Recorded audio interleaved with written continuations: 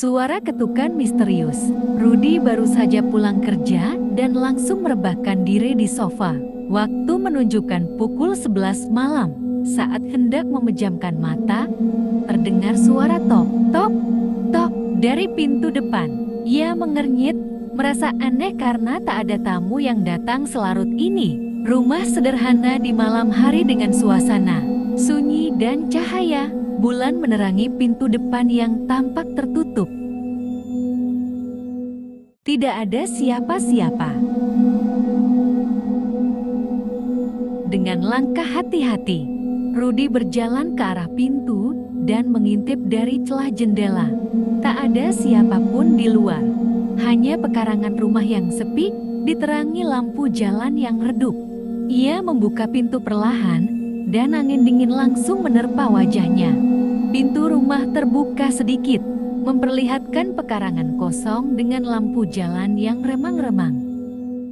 Ketukan itu kembali. Merasa mungkin hanya angin, Rudy kembali ke sofa. Namun, baru saja ia duduk, ketukan itu terdengar lagi. Kali ini lebih keras. Tok, tok, tok, jantungnya berdegup kencang. Dengan tangan gemetar, ia kembali mengintip keluar. Tetap tak ada siapa-siapa. Sudut pandang dari dalam rumah memperlihatkan pintu yang tertutup dengan bayangan samar di baliknya. Sosok mengerikan di depan pintu. Rudy mulai panik. Ia mencoba mengabaikan suara itu, tetapi tiba-tiba lampu di ruang tamunya berkedip-kedip. Dengan napas tersengal, ia menoleh ke jendela dan melihat sesuatu yang membuatnya hampir pingsan. Tepat di depan pintu berdiri sesosok pocong, dengan kain kafan kotor dan wajah membusuk, menatapnya dengan mata kosong. Sosok pocong menyeramkan berdiri di depan pintu rumah. Wajahnya pucat dengan kain kafan yang kotor dan berlumuran tanah. Ketukan yang tak pernah berhenti. Rudy berlari ke kamar dan mengunci pintu. Jantungnya terasa hampir copot ketika suara ketukan semakin keras. Kini berpindah ke pintu kamarnya. Tok, tok, tok. Suara itu tidak berhenti. Ketakutannya mencapai puncak saat terdengar suara lirih. Bukakan pintunya. Pandangan dari dalam kamar memperlihatkan pintu kamar yang bergetar. Seakan ada sesuatu di luar yang berusaha masuk. Misteri yang tak terpecahkan. Esok paginya, Rudy ditemukan tak sadarkan diri di kamarnya oleh tetangganya. Setelah kejadian itu, ia memutuskan untuk pindah rumah. Namun, beberapa bulan kemudian, penghuni baru rumah itu mengalami hal yang sama, ketukan pintu di tengah malam yang tidak pernah berhenti. Rumah yang sama di pagi hari terlihat kosong dengan aura misterius, seolah menyimpan rahasia kelam. Kembali ke rumah teror. Setelah beberapa bulan kosong, rumah bekas tempat tinggal Rudy akhirnya dihuni oleh pasangan muda, Arman dan Lise. Mereka tidak tahu apa yang terjadi sebelumnya. Malam pertama berjalan normal, tetapi menjelang tengah malam, terdengar suara tok, tok, tok dari pintu depan. Rumah yang sama di malam hari, tetapi kali ini tampak lebih menyeramkan. Dengan aura gelap dan pohon yang seakan merangkul rumah dalam bayangan menakutkan. Bayangan di jendela. Liz terbangun dari tidurnya, merasa ada yang mengawasinya. Ketika menoleh ke jendela, ia melihat bayangan putih dengan wajah mengerikan menatapnya dari luar. Ia menjerit, membangunkan Arman. Tetapi saat diperiksa, tidak ada siapapun di sana. Jendela kamar dengan bayangan sosok pocong berwajah mengerikan menatapnya dalam dengan mata kosong dan mulut menganga. Ketukan yang menghantui, ketukan di pintu semakin keras. Arman yang mulai merasa terganggu akhirnya memberanikan diri membuka pintu. Namun, yang ia temukan hanya pekarangan kosong. Begitu ia menutup pintu, suara itu berpindah ke jendela. Diikuti suara rintihan sayup, "Tolong, aku di sini." Pintu rumah terbuka dengan pekarangan kosong yang gelap, tetapi ada jejak tanah basah seperti seseorang yang baru saja berdiri di sana. Pocong di dalam rumah. Liz menoleh ke belakang dan langsung membeku. Di sudut ruang tamu, berdiri sesosok pocong dengan kain kafan kotor dan wajah penuh belatung. Sosok itu tidak bergerak, hanya menatap mereka dengan tatapan kosong yang menghantui.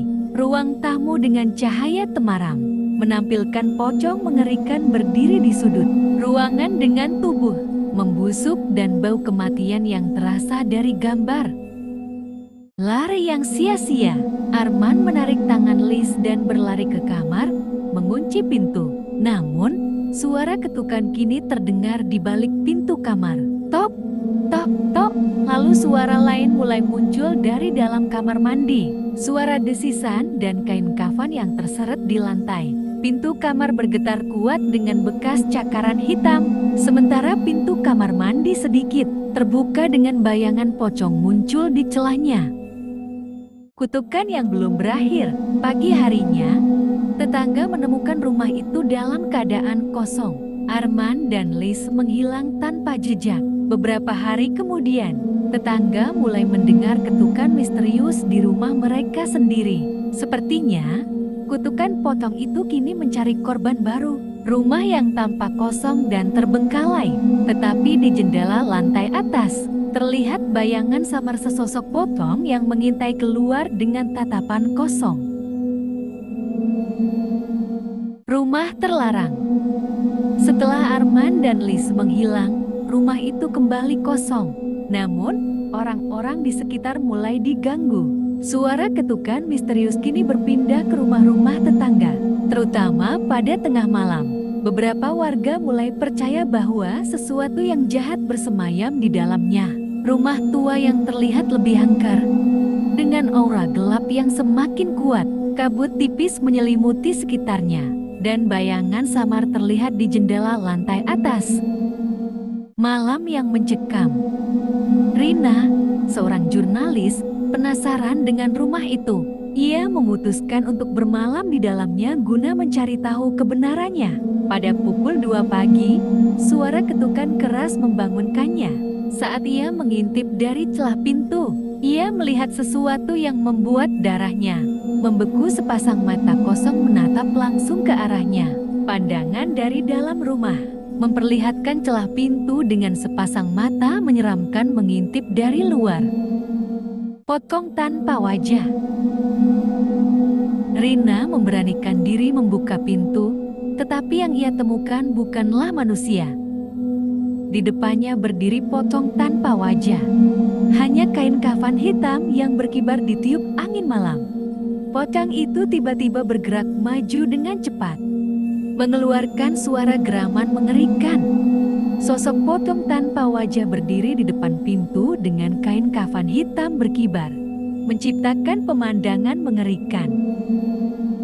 Terjebak di dunia lain, Rina mencoba berlari keluar. Tetapi setiap pintu yang ia buka hanya mengarah kembali ke dalam rumah. Seakan-akan rumah itu berubah menjadi labirin tanpa jalan keluar. Suara tawa pelan dan bisikan-bisikan terdengar di sekelilingnya. Semakin lama semakin mendekat. Interior rumah yang gelap dengan suasana tidak normal, pintu yang terbuka menuju ruangan yang sama. Bayangan aneh di dinding dan aura penuh keputusasaan. Arman dan Liz kembali. Tiba-tiba, Rina melihat sosok yang familiar.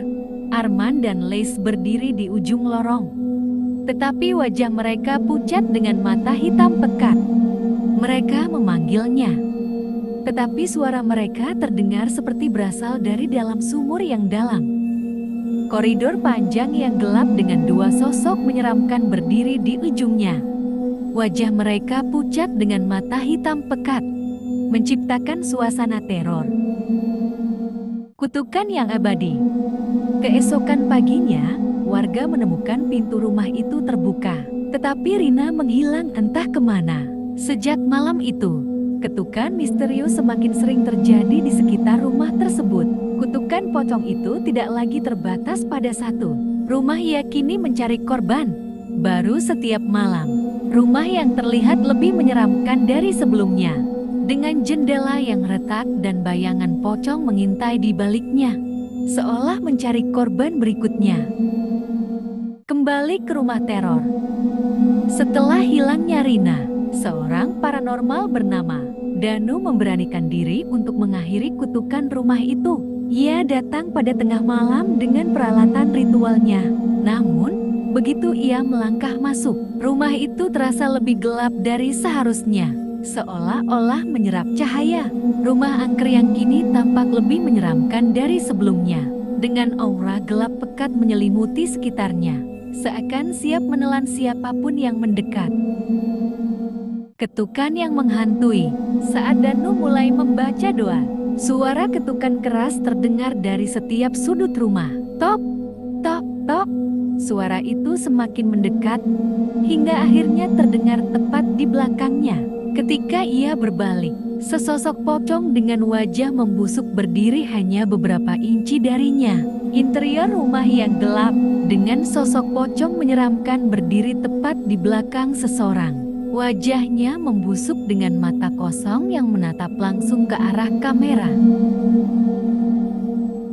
Terperangkap dalam kegelapan, Danu mencoba mengusir makhluk itu. Tetapi tiba-tiba seluruh rumah bergetar hebat. Dinding mulai menghitam, berubah menjadi seakan-akan terbuat dari daging yang berdenyut. Tangan-tangan keluar dari dalam dinding, berusaha menariknya masuk ke dalam kegelapan. Ruangan yang mulai berubah menjadi neraka, dengan dinding hitam menyeramkan. Tangan-tangan hantu keluar dari dalamnya, berusaha menangkap seorang pria yang ketakutan.